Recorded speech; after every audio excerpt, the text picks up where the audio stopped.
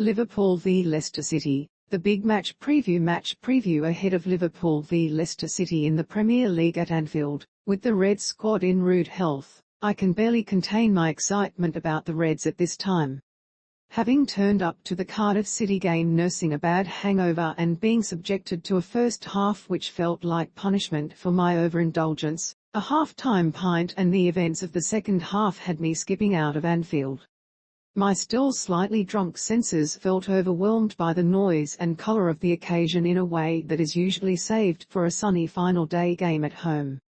Luckily, by the time Harvey, Elliott and Diaz entered the fray to a rapturous reception, my mind was on the mend and I could revel in the occasion as much as other Reds around me were. It was just great though, wasn't it? It felt like a cup tie full of excitement and hope for what comes next. Despite the chance of we're going to Wembley twice, FA Cup success still feels a distance away from where we sit right now, but it's reflective of the mood at the club at this moment that supporters are dreaming of what might become May. It made me even more excited to get into Anfield for a night under the lights against Leicester City. I'm casting no aspersions about Brendan Rodgers' side being pushovers despite what the critics are suggesting going into this. I'm also struggling with the idea that their manager is suddenly clinging on to his job given all they've gone through this season. Anyway, that's all for another day. Because tonight needs to be all about these Reds and keeping the good feeling going. With that in mind, Jurgen Klopp will be looking to go as strong as possible. However, having suddenly been blessed with a plethora of options, it's hard to know exactly what that looks like.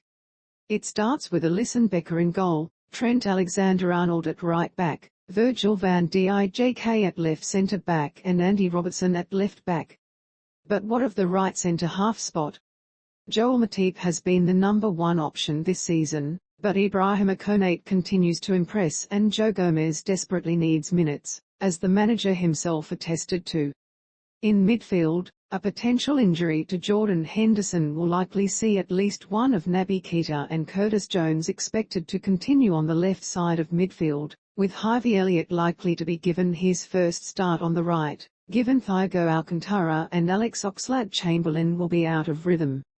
Fabinho seems a shoe-in to return to the base of midfield. Up front is genuinely anybody's guess. We can probably work off the basis that Diogo Jota and Bobby Firmino are the nailed-on central and left-sided forwards of choice. That leaves the right-hand side open for either of the returning Mo Salah or new boy Luis Diaz, though it would be a different role than what he is used to from his Porto days. Think about the lads who miss out there. Think about the strength of that bench. Imagine this Leicester side being resolute for over an hour and then turning to see any number of those lads readying themselves to come on and batter down the door. Heavy in it? Be heavy, Liverpool. Leave them heavy-legged and breathed. Leave everything out there. Let's show our strength in numbers now, on and off the pitch. Recent posts.